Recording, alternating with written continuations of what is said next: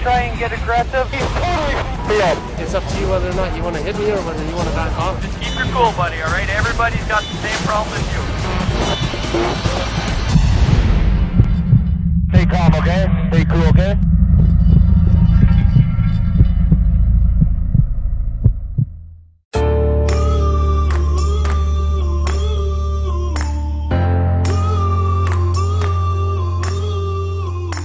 Alex is the type of driver that what I've noticed is very smooth. He doesn't overthrow a car, he's not over aggressive. He's a very good driver. He has a lot of experience. He seems to be the kind of driver who needs to have a car in front of him. You know, you pretty much got to tell him to like just pick it up a little bit. As a consequence, if you will, his best result has been second. So we need to correct that. In 2010, we made a huge family decision to go over to Lombardi Racing, thinking that we would be able to sell or rent our car, and after 2 races, we could do neither.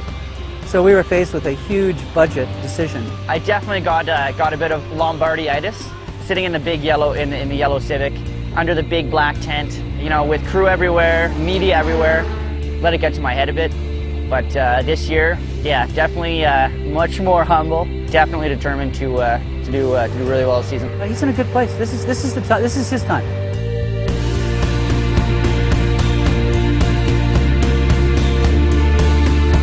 Yeah, okay, well, let's go.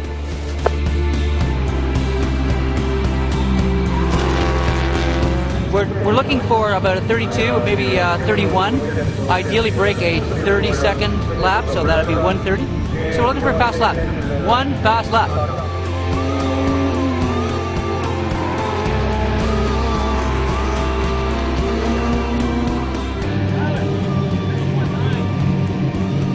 Last lap, Alex, I don't know what you did, but you turned to 31.9.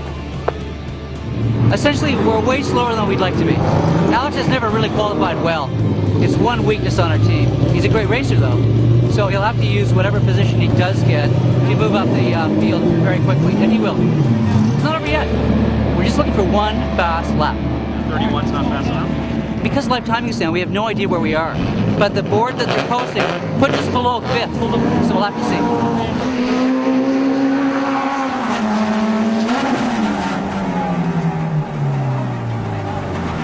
Going on? The motor's good, but the car feels all f***ed up. Okay, so that wasn't the engine that just blew? You just took your foot off the gas? No, the motor's fine. It's like driveline or something weird like that. Alright. Are you still going? Can you drive it around?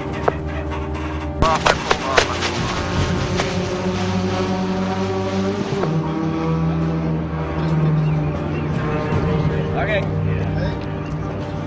Weekend's done. Transmission blew. Which gear? Doesn't work anymore. Not impressed. So what's the deal? Exiting corner 8 going to 9. The car pulled severely to one side, and tried to find a good gear that the car would run in. So we'll see. Apparently the guys have a new transmission for me, so I hate to make them do this, twice in 2 days. Think you'll be racing this afternoon? We have 8 hours until our pre-final, so it's definitely a good possibility. The guys got it done yesterday in about 2 hours, start to finish. It's all up to me. We'll see if I blow another transmission. I hope not. What do you have? 6. Oh, that's good. That's as good as it keeps. I knew you were in the top 5. I guess it's as good as it can get right now, which kind of sucks. So this is what's causing the problem right now. So basically, the car was a bit too low, so it pulled on the axle and it went out the transmission and popped out the boot here. So It's all fixed? Seems to be. We got to put the wheels on, drive around the parking lot, make sure everything's shit.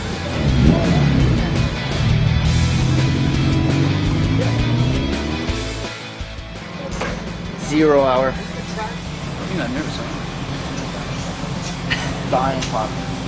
Game plan is just to have a clean start. Clean start here is crucial.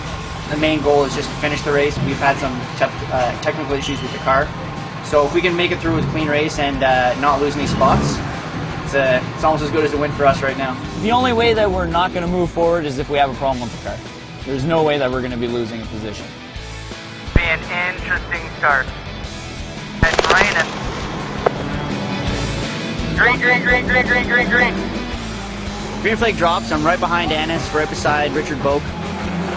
Bob Attrell gets a wicked start right beside me. So I was pretty impressed by that. I hold my outside line going into corner one, which I was definitely hoping for. I get the run on the inside of Annis and for getting into 2. Lap 2, I know it's going to be a wild race, and I can tell that from all the spray coming off the cars in front of me, and the fact that my windshield is now fogging up quite dramatically. Alex, just keep your cool. Watch down here, okay? There's a lot of water. So third and holding, very slippery conditions. Stop, I can't see it. Just beside the track? On top of the track. Boy, Alex, okay? Keep driving smooth, okay? Keep your head, okay? Keep driving smooth.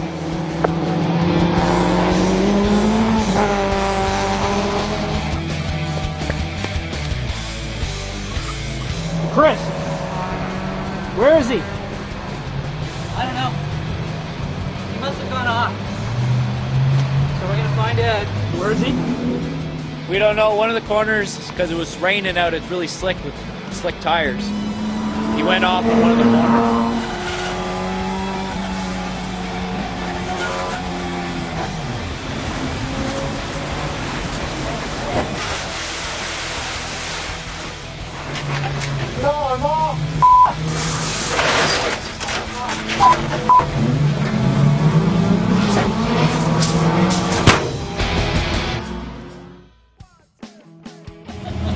Why are you laughing?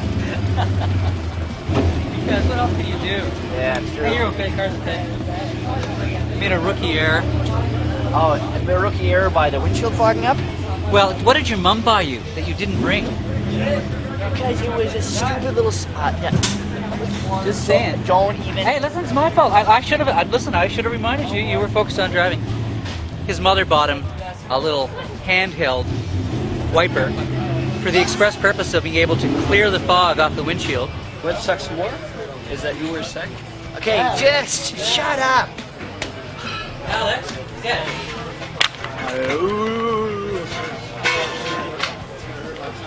Sorry, Mom. This morning went out for practice. We just wanted to make sure the temp, everything was good. There was no vibrations. The car was perfect. Well, it was starting last. If it doesn't rain, what we got to do is have a clean race. We really got to hope for a caution and hope it's not us. If it doesn't rain, it's basically just going to be a free-for-all to start. I'm really going to have to, keep my head and just drive as safe as I can and get through the touring field as fast as physically possible. Right now, the way it looks, we're guessing it's going to rain, but right now you can't put rains on. We're just going to have everything up at the grid, ready to go. And if it does go rains, we'll just have to put them on. I think my game plan right now is I know Sasha's just going to go balls out on the start.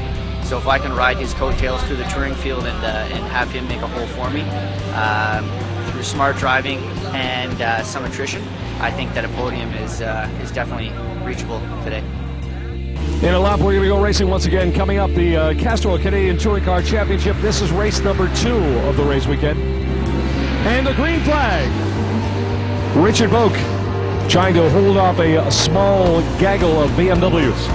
The Subaru leading the field around the racetrack. Once again, rounding up the top 10 on the first lap is Alex Healy and the car number 5. Hey, Alex, you gotta hit your marks, buddy. Good job. Let's go. Let's catch that guy. Come on.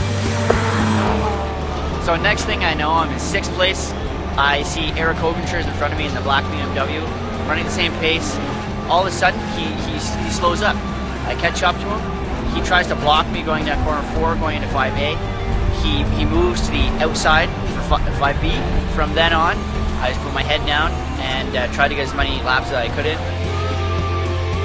Hey, Alex, the guy that's in 4th place is having transmission problems, all right? So keep it up, buddy. Keep going. Down the start-finish line, the checkered flag stands at the ready, and the race winner For the Castrol Canadian Touring Car Championship, Richard Boak.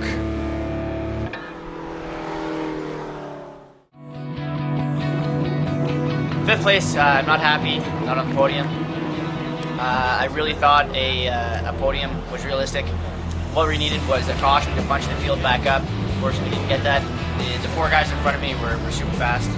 I did, the best job I could to put my head down, just put my laps in. Every season, there's a learning curve. It doesn't matter who you are, but you learn something. The crew learns something. So, this being race one and ending with a fifth place finish, it doesn't deter me at all. It just, if anything, it makes me more determined, more hungry, and more ambitious to go out there and get the win.